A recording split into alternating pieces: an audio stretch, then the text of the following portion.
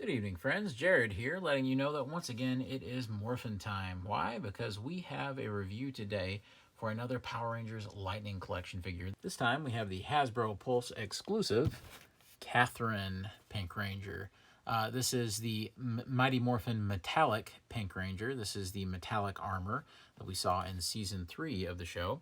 You can see that not only is the figure metallic and has little sparklies and is sort of transparent, actually, we also see that the packaging has glitter all over it. I love this. As a matter of fact, it's kind of funny. It's giving me like 90s Barbie vibes to it. Look at this. It has the name of the figure. It even continues around to the side. And what's great is that to the touch, I'm actually not picking up any of that glitter. So I'm not really sure exactly what they did. I'm going to tell you right now that the best season of Mighty Morphin Power Rangers is the third season. I think that when it comes to story complexity and when it comes to continuity building, I think that the other two seasons aren't even near what Season 3 accomplishes. And there are so many tricks that Season 3 uses to try and incorporate Sentai footage, to try to make things work and try to keep the audience engaged. It's really incredible just how far that they go. And one of my favorite tricks in the whole bag of tricks that the writers came up with, it seemed almost that they were just making it up as they go, which I have a lot of respect for. It's kind of just like on-the-fly television. And that was the metallic armor. And if you remember, Master Vile, Reader of Pulse's father, shows up, and it's one of those funny things where Zordon's just like, hey, I'm going to use the Morphin Grid. I'm going to power up your stuff.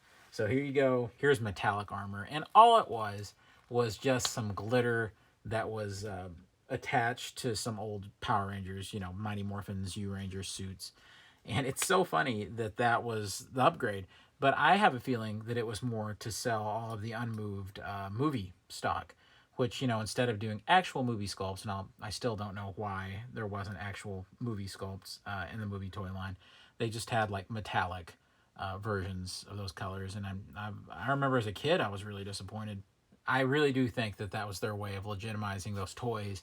So I do think that this figure does a good job of representing that glittery look on the costume.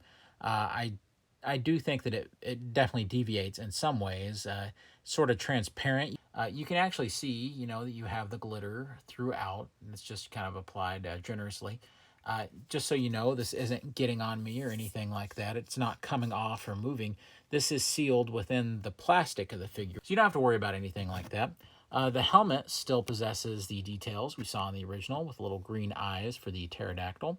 All the same kind of deco hits from the original. It's just that everything has been changed to this. You can see that the white is now a pearlescent kind of plastic that we see Hasbro use sometimes with some figures. So really, I think that there's a whole lot of good going on here in the detail department.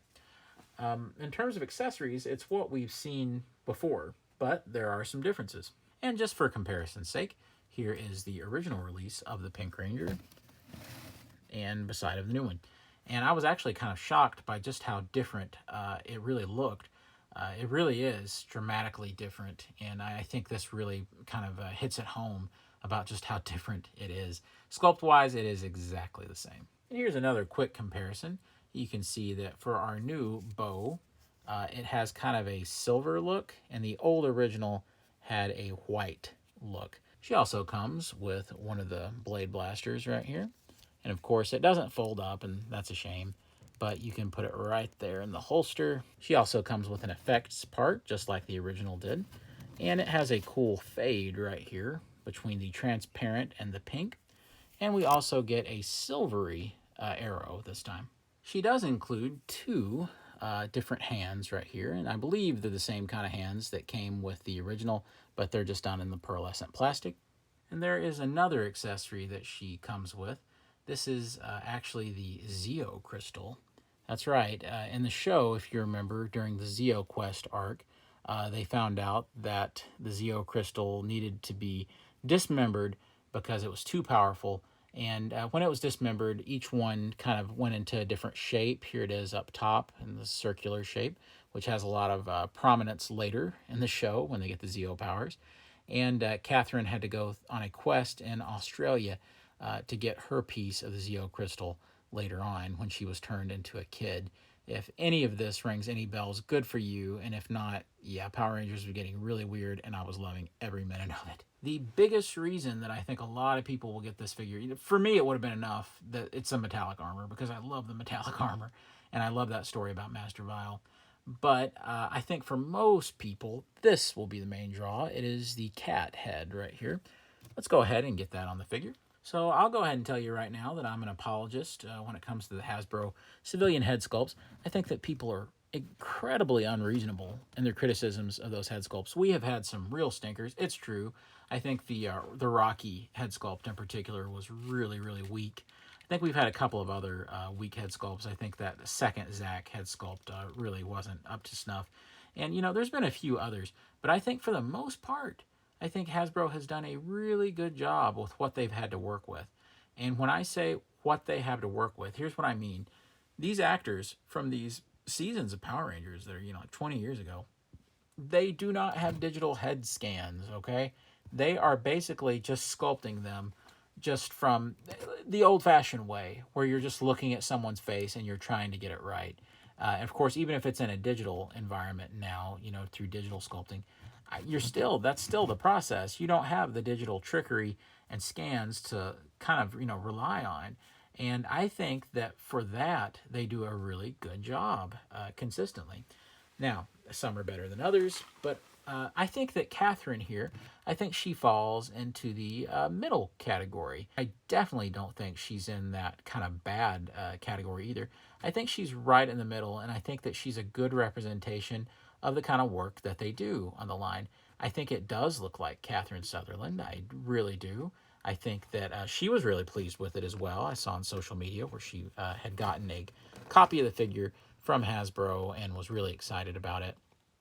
I think they've done a really nice job here. And I think that the biggest requirement for Kat is that it should be pretty, all right? It should be, because she's a lovely actress, absolutely lovely. So I think if they hadn't have done her justice, it would have been an incredible shame, and I'm glad that they did. She's a lovely lady, and I think that this does look like her. I really like how they did kind of the wash in the hair right here. So it's not just, Barbie blonde. It is, it kind of has a little bit of brown in there washed into it. So I do think that's much more accurate that they did it that way. I think the smile is right. I think the facial expression is right. So I think that this is in the upper half of the head sculpts that they have done. This is one of the better civilian head sculpts that they've done. I always try to explain to people that it's like this. These are, I would say, more like comic book likenesses to these actors. Imagine a comic book artist drawing a good likeness of one of these actors, and then imagine a sculpt of that. And I think that that's what you're getting. This is a $20 action figure, and this is an alternate head sculpt that comes with the figure. I really do like how it was packaged with this head sculpt. So I think that that was really cool, as they're kind of, promoting this as the prominent sculpt that you get. And I have a feeling we'll see this exact same sculpt once again. I could be wrong on that. They may alter it in some way, like they did with Zack, which was not in that sculpt's best interest. But I do think that we'll probably be seeing something at least incredibly similar to this when we get around to the Zeo Pink figure. I also want to show you that you can take this head and easily just pop it right off. And because the sculpts are exactly the same to a fault, you can just pop it on your original Pink Ranger, and you get a perfectly accurate regular Season 3 Cat. And I think this is awesome, especially if you're like me, and Cat was as much the Pink Ranger to me as Kimberly was in a lot of ways, because I was watching the show very heavily at this time. And of course, she did quite a tenure on Power Rangers, so I think that she deserves the respect and admiration of the fans. But I think it looks great. All right, it's articulation time. Let's go ahead and just look at the head. It has a great hinge that can go way down and way up, so you can get all sorts of great poses. You can get a little bit of side to side, but not really much. You can go all the way around. The shoulders can come up to a pretty decent amount, so you can get them up to about there. So it's over 90 degrees, so I really like that. I think that's very effective. You can also see that there is a butterfly joint right in there, and I really like how they're white too, so it does not break up the color as you flex the arm in and out. Love that. You also get a single joint elbow, which is actually a really nice bend right there. You get a rotation, and you even get a hinge on the wrist and lots of movement there. Great for those bow poses. You can see there's two things going on here. There's a diaphragm split up here, and you actually get plenty of rotation with that and a lot of pivot. And you even get a hinge at the tummy right here. So you can go way forward and way back, actually quite a bit back, unnaturally far back. So I think that works really well. And of course you get rotation to where you don't need the waist to swivel. Down here, we do have a cut on the skirt. That makes it possible for some really nice splits. It doesn't go all the way, but it goes pretty close. And then that also makes these kinds of poses really possible. I'm happy to say that this material, it seems even better than the material they used for the first one. It's much more flexible. Also, there is a rotation right there at the thigh. There is a double joint at the knee, and it's a really effective one too. You do get a hinge at the ankle, and it's a little stiff on this one, but it works well. And you get plenty of ankle pivot, meaning that in very little effort, you can get some really, really wide stances, and Cat should be able to hold those. Let's see here. Yep, no problem whatsoever. So really love the articulation on the figure, just as good as the original. Let's just do a quick scale comparison. We're going to start with a Z putty right here. I think that that looks about right. I do think that the Z putty might be a little tall, personally, but I think it's pretty close to being accurate. Of course, most of the monsters in the line are too tall. Even Lord Zed himself is too tall. So it's kind of something that they continue to do. It's a little strange. Next up, we have Goldar. Once again, Goldar is a little tall, like we've talked about, and that's something that Hasbro, I don't know, I guess it's just they want them to be monstrous or kind of, you know, toyetic in that way. If I were them, I'd be going for accuracy and not toyeticness, I suppose, if that's even a term. But I think that they look fine together. Now, here we have a more apt scale comparison. Something you'd be more likely to see is Tommy as the White Ranger here. And I think that's just about right. Makes me think of the Season 3 episode where Lord Zed wonders if all those hi-ahs are really necessary. While I have Goldar out, I just want to put this out there. You know, I don't really have a forum to talk about Power Rangers and my opinions on the show. So, hey, I'm just going to use this figure review as my way to discuss it. But I'm sorry, is there anybody else here who is as deep into the Power Rangers mythos as I am, who every time they see a Zeo Crystal thinks constantly about how Goldar and Rito were stupid enough to drop this thing somehow, just like that, dramatic recreation. Let's do Unsolved Mysteries. If I could do Unsolved Mysteries of Power Rangers, this would be my #1 unsolved mystery, where Goldar was supposed to have grabbed the Zeo Crystal, him and Rito, and on the way out of the command center, when they morphed out, before they blew the thing up, they dropped the thing somehow. Rito and Goldar must have dropped it. And then, at the beginning of Power Rangers Zeo, ta-da, the Power Rangers find the Zeo Crystal in the rubble. One of the most undramatic kind of ways of finding something so vital and important. The literal key to their new powers. How is this a thing? How did the writers... It's almost like the writers were going to do something different. And at the last second, they had to change their mind, or they couldn't come up with anything else. It looks like the... Is it possible? Come on, hurry. I suppose they just wanted a really good cliffhanger where it looked like all hope was lost. But the resolution of that cliffhanger is so cheap and so pitiful. Rito and Goldar must have dropped it. It kind of makes me love it. I don't know, it's just kind of stupid. If you want to see a video about me discussing ridiculous mysteries in Power Rangers, let me know. Alright guys, that'll do it for my review on Cat here, the metallic armor Pink Ranger. I think this is a great exclusive, and I really think that it's something that should be in your collection. If you're like me and you're a huge fan of Power Rangers Season 3, or just a big fan of the Mighty Morphin team in general, this is something you're going to want.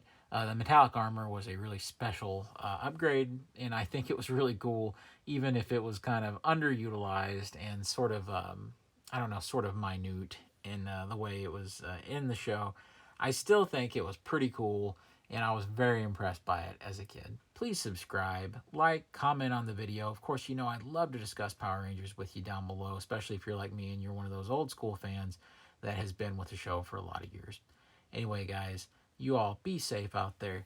Take care. God bless you and yours, and I'll see you on Fanboys Forever. Fanboy out. Rito and Goldar must have dropped it.